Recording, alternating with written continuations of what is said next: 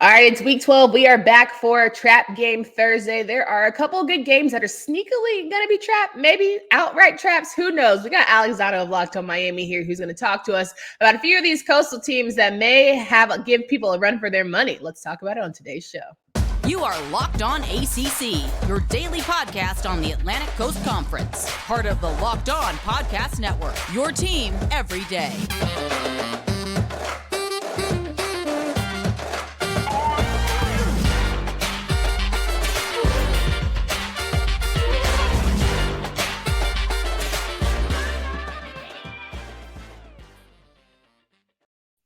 What's going on, everybody? Welcome to today's edition of Locked On ACC. I'm your host, Candace Cooper, joined by Alex Donno of Locked On Canes. Each and every week, we thank you for making us your first listen. But more importantly than that, the Locked On Podcast Network is free and available wherever you listen to podcasts. So every week, we try to get in a Trap Game Thursday for this football season. And as the season winds down, there are a couple of good games left that people are still fighting to turn their seasons around if they can. And I'm so glad I have Alex here to join us and talk about that. Alex, how are you feeling? I'm doing well. I'm a little bit sad because we only have 2 weekends left for the ACC Coastal, right? We're gonna have to pour one out for the divisions. No more Atlantic, no more Coastal. This is a bittersweet end to a season. 1,000%. And I think a lot of Atlantic teams, at least, they're very excited. They're more celebratory in the fact that they don't have to face Clemson every single year, potentially, all of those things. But yeah, I mean, I think it also makes it exciting because you never know where teams are going to land. We assume it could be Clemson, being the first team next season, but who knows? A lot of people can make their case going into the season. So we're going to talk. Sorry, go ahead. Yeah, I was going to say, I kind of like how, they still allow a couple traditional rivalries, like Miami's still going to play Florida State every year and all that. So they're doing a good job, I think, the ACC. Yeah, they know where their money is going to be made, for sure. We have a Trap Game Thursday week where we know teams could potentially give some good upsets. Let's start with the fact that Virginia Tech is facing off against Liberty. And as much as we think that Virginia Tech has thrown away their season, I still think there's an opportunity for them to come in and beat an 8-2 Liberty team. What do you think, Alex? Yeah, when we're talking about trap games, the shoe is on the other foot here. This could be a potential trap game for Liberty. Virginia Tech, I'm sure, hasn't forgotten the last time these teams squared off 2 years ago. Liberty pulled off the win. The game was probably closer than it should have been, but Hendon Hooker, who at the time was the Virginia Tech quarterback, almost single-handedly put the game on his back. He had a Superman cap on this one. Liberty's got a really good football team, and Hugh Freeze is doing an awesome job there. Whereas for Virginia Tech, I should say, this has just been, I think, step one in a really, really painful rebuild for them. Anytime you're looking at, you're staring 2-8 in the face. But I think we can all agree Virginia Tech has better talent than a 2-8 team. There's just been, a lack of depth and such a transition, and just been hard to put things together. Grant Wells has been a liability more than he's been a strength throughout this year. I mean, Liberty can run the football. They're just right now, they are the better coached team. It's just the better conditioned team, having, been under the same staff for a few years there. They're 10-point favorites. I kind of wonder what the line would be if it was, at Virginia Tech and not at Liberty. But, I think anytime you've got, a Power 5 team taking on, a group of 5 team, you can always look at it and say, even when the group of 5 team is favored, this could be upset potential. So I don't know. I don't feel great about Virginia Tech. I think they could potentially keep this one closer than 10 points because that's kind of been the trend when these teams have squared off before. So let's see. But I think this is Liberty's game to lose. Liberty.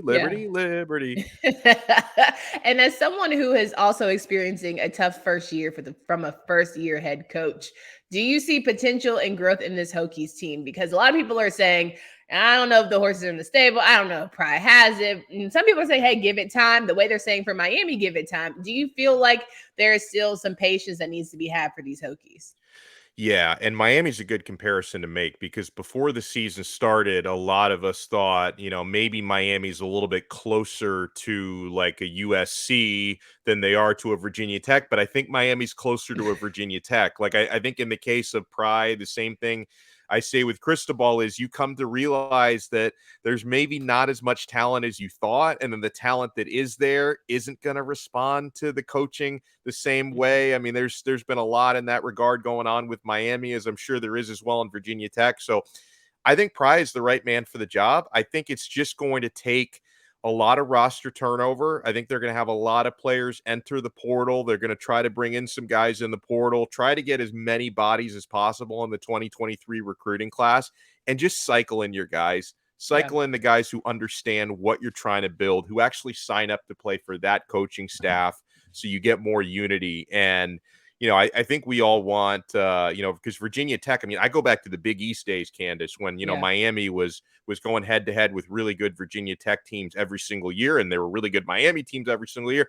I'd love to bring some of that back. And I think Pry, especially coming from that coaching tree that understands what it needs to win at Virginia Tech, could be the guy to do it. 100% agree. I definitely think there is potential there. Let's move on to the next trap game, Duke and Pittsburgh, a Duke team that's having a very good season. A lot of people didn't believe, but here we are at 7-3. They're going bowling, that's for sure. Pitt, who is still going bowling as well, but they are trying to swing things, maybe get a little better bowl game when it's all said and done. And of course, they're having trouble with Keaton Slovis and all the things, but Izzy Benacana is still that guy. Like, I think he's still one of the best running backs in the country, and that defense is still pretty dang good. So when you look at this matchup, who do you feel like maybe has the advantage, or maybe one that could sneakily get a win out of here? Well, the first things first on this one, when I saw, okay, that matchup's coming up this week, I thought to myself, okay, since Pittsburgh's the home team, they're probably favored by 3.5, 4 points. This is a pretty even matchup. I was shocked to see that Pittsburgh's favored by 7.5. Too much. I'm not going to say wrong team favored, but I'm going to say the team that's favored is favored by way too much. Duke has a lot more stability at the quarterback position.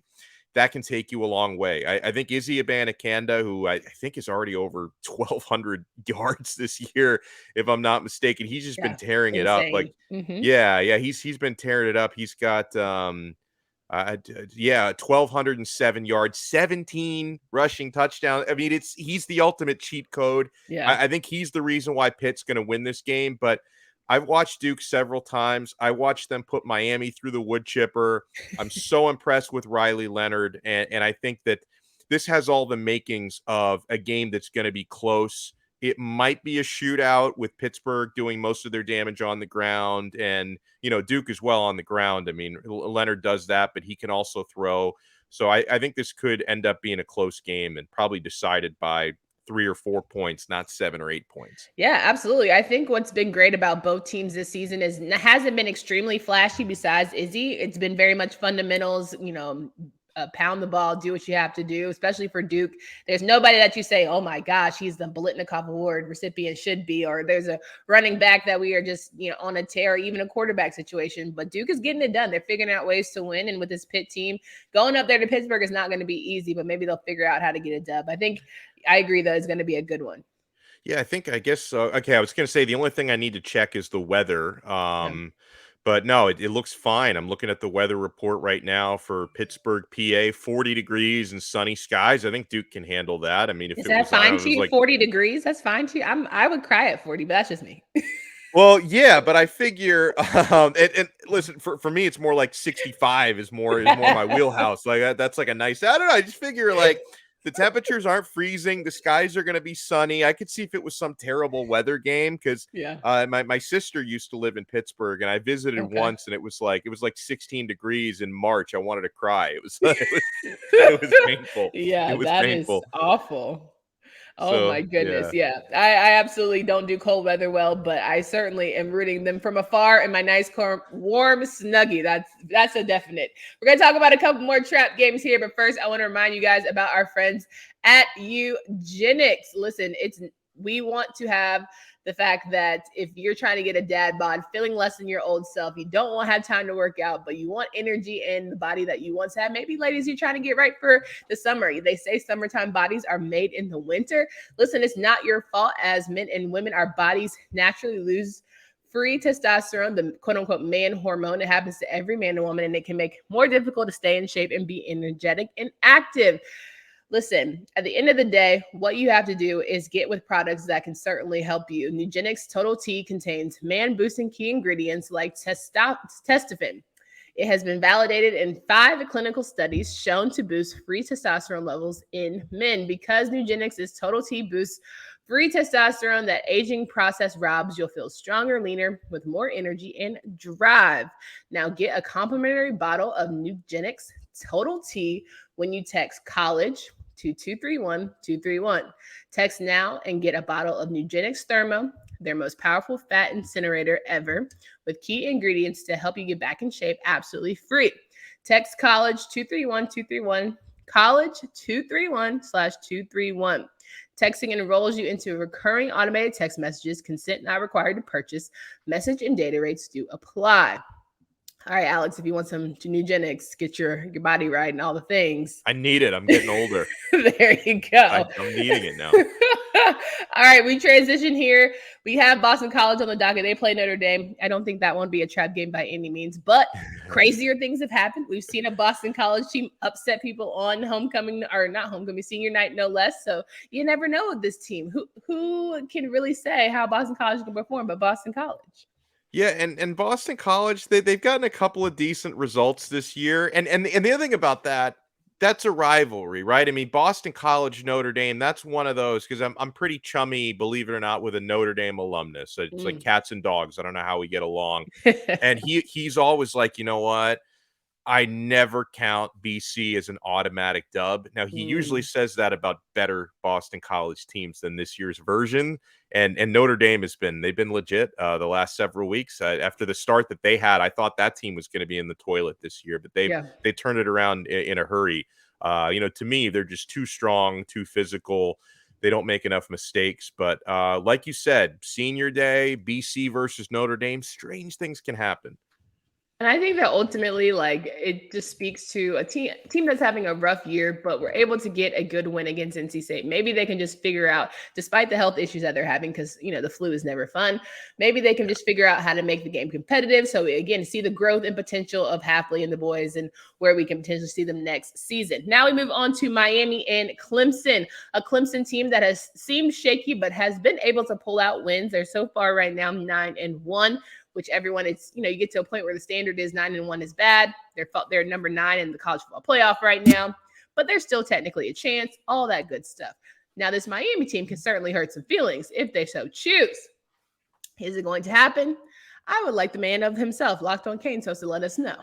I'll be real to start this. I think Miami's in big trouble this weekend. Yeah. With that said, there could be a road to making it difficult for Clemson.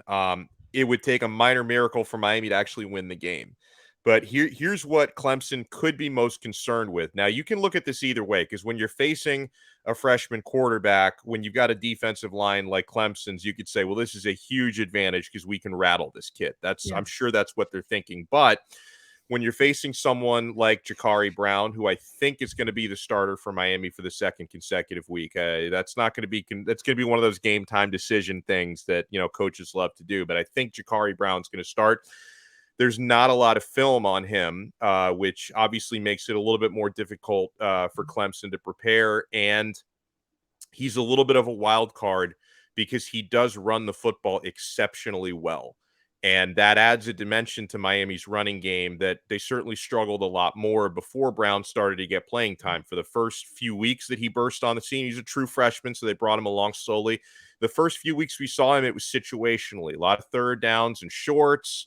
You could see, this guy fights for every yard. He's shifty. He's fast for his size. And then the workload increased. And then since Tyler Van Dyke has been injured, they decided to start Ja'Carri last week against Georgia Tech over Jake Garcia. And he played well. I mean, played well against Georgia Tech is different than playing well against Clemson. But, sure. Miami, if Ja'Carri doesn't start, I think Miami's running game is in huge trouble because I don't know how you can find an inch against that Clemson defense. But with Ja'Carri, he adds this other dimension. I think he can spark the entire running game. The big question mark for Miami is if they're going to be able to actually try and pull off an upset, he's got to be able to throw the football downfield. This is one of these things where he's showing a little bit of improvement every week, Candace. But when he first arrived as an early enrollee in January, he just really didn't have a whole lot of touch, and he had a lot of work to do with his passing game. He's putting it together pretty quickly, but we still don't have evidence he can throw it down the field effectively, because most of the stuff that he completed against Georgia Tech, very short and some intermediate throws. He only tried to actually throw it more than 20 yards downfield twice, was overthrown both times. He's got a cannon. He's got a very strong arm, but he doesn't have the touch on his throws yet. Good news for Miami is most of their receivers are healthy now. Xavier Restrepo, completely healthy. Colby Young, Will Mallory at tight end. These are the types of weapons he's going to be looking for to try to get guys downfield. But if he can't complete anything 20 yards downfield, Clemson's going to be able to stack the box, and it's just going to be miserable. Miami won't be able to move the football. The other hope that Miami has would be if Clemson continues to be careless with the ball, because the one thing that they've suffered from is 9 turnovers in the last 3 weeks, 3 turnovers last week. Yeah. Miami's got to have, I think, 3 or 4 takeaways to stay in this game. So if Clemson keeps doing that, and if it is, assuming it's DJ starting, maybe Miami can do a little something against their passing game, and that's this recipe has to be there. They've got to take advantage of this stuff if they have any chance to win. Absolutely. I was going to say Mr. Garcia also could air it out because Clemson's secondary isn't the world-class greatest secondary we've ever seen. So there is an opportunity there for him to try just get a little more execution and sharpen those tools. He should be good to go. The last team here before I go and talk about betting online is NC State and Louisville, an NC State team that is trying to pick up their face after a terrible Boston College loss, and a Louisville team that was right there in the thick of it, day to day from Malik Cunningham, but certainly played a decent game against a really good Clemson team. Now they face off against each other. All they got to play for, in my opinion, is pride. They both are going bowling, but you want to end on the best note possible. Where do you see this matchup, and who kind of has that advantage right now? I'm still trying to figure out what the heck happened in losing to Boston College. And that's why Notre Dame can't completely sleep on this matchup. Louisville is a tough place to play. If this was a night game, I'd feel even more strongly about that. It's a mid-afternoon game.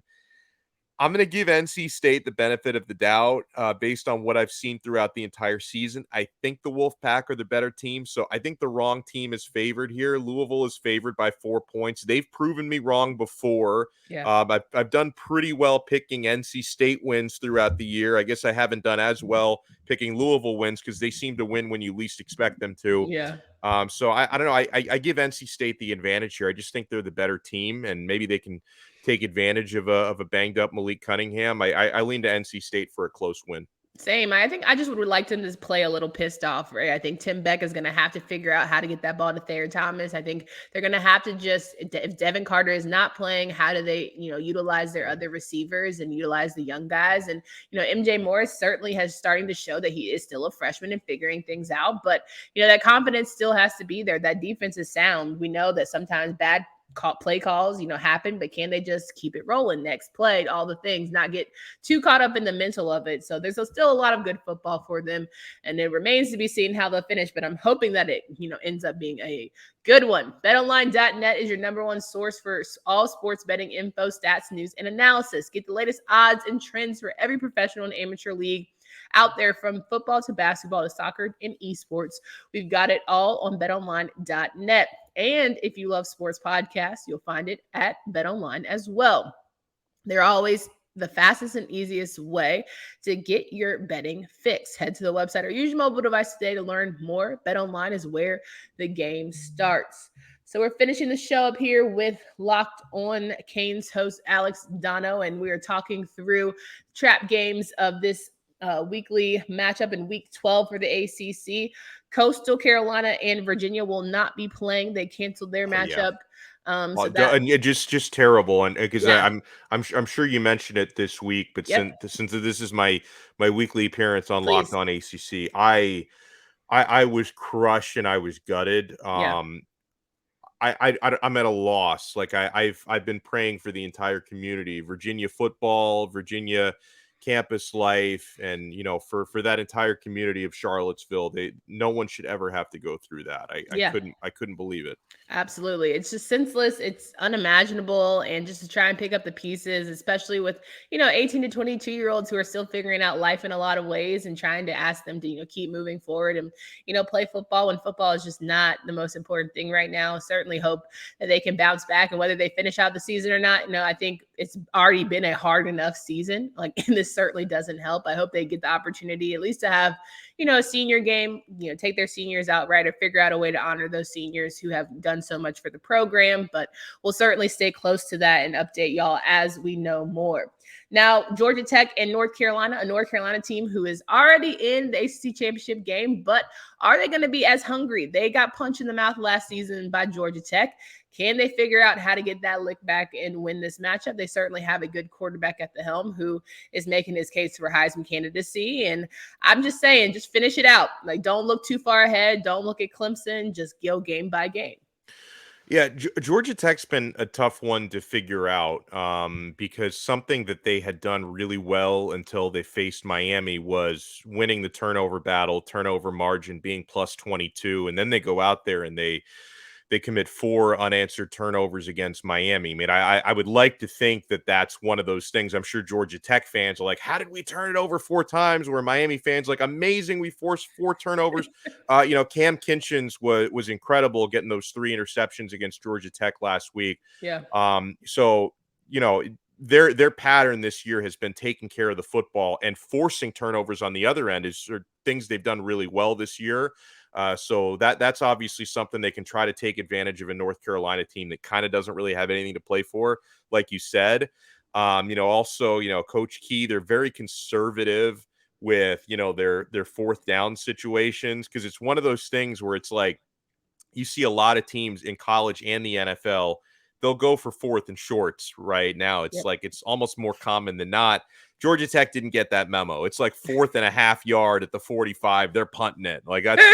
That's just how they roll. So Yeah. I think in a game like this, they should probably roll the dice a little bit more, right? Because if they can pull off a win against the 13th ranked team in the country, that would be just a signature point on their season. And I'm sure, Georgia Tech, they sent their seniors off last week. I think that they, were maybe expecting to get a better result against Miami, considering the form Miami had been in as of late. And so they're probably going to be a little hungry and a little bit pissed off after that, after, losing their final home game the way that they did. So this is definitely something I'm looking at. They're 3 touchdown underdog, but crazier things have happened. Like you said, I think this is definitely a trap game. Absolutely. And, they have to face Georgia next week. So Georgia Tech is pretty much putting it all on the line. This is probably the best Maybe the game. last chance to score before the season is over.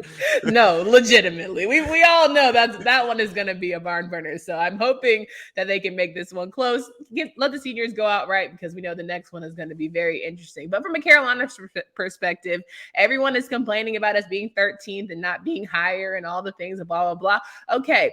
But if they get beat by Georgia Tech, I don't want to hear it. I don't want to hear why your ranking is not the way you want it to be, because you have to keep beating who you're supposed to beat and beat them in, handed fashion. So that's on their docket. Final game I want to go over: Syracuse and Wake Forest. A Wake Forest team that has found this rut that they need to bounce back from, but the Syracuse team, who everyone is calling frauds, now you got a case of, well, who is really who, right? Yeah. Who is really the good team? Who's really just a fluke and they just throw their season away? Yes, we're going bowling, but at what cost, man? It seems shaky. I hate to say this for the Syracuse fans listening, but this is what I call regression to the mean. I mean, hey, you want to talk about a team that had no business being 6-0. I mean, this is but listen, just getting 6 wins, they outdid their expectations, because this team wasn't even supposed to be bowl eligible. Syracuse is basically ahead of schedule, a year ahead of schedule from where they were supposed to be. And this is the battle of I don't think there's any 2 teams on the ACC schedule this week who need victories more than these 2 who are going head to head. Because for Syracuse, it's been 4 straight losses. I think 3 straight for Wake Forest. It's been a tough run for them.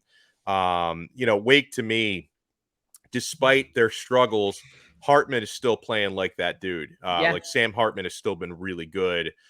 They're at home. I think Wake Forest probably wins this football game, but maybe Syracuse can get back to that team that just can like find a way, like, the way that they just, got a little fortunate, like against Purdue earlier this year.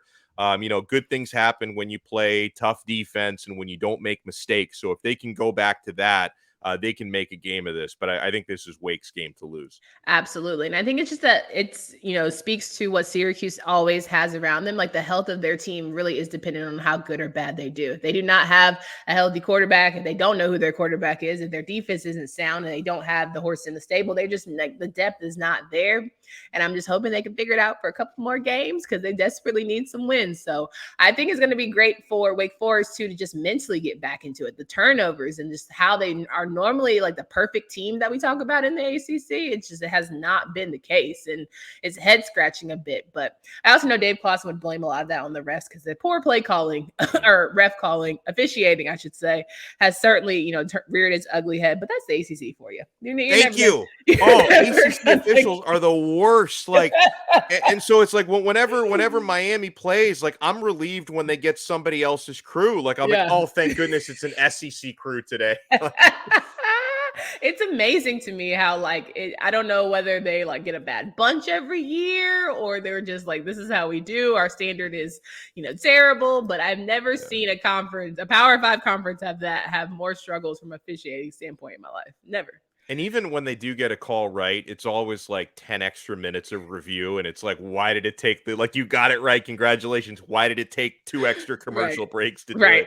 A 4-hour game, that should be 3.5. I get you 1,000%. Well, Alex, it's always a pleasure to have you here on the show. Thank you so much for coming on and giving us these Trap Game Thursday reviews. Can you please remind the folks of where they can find you, follow your work? Oh, well, first of all, thank you so much. It's always a pleasure. And yeah, you can follow my personal account on Twitter at Alex Donno. Check out my beautiful check mark before Elon charges me $8 a month to keep it or whatever's going on. I still have my check mark for right now. We'll see. And you can follow my show as well at Locked On Canes.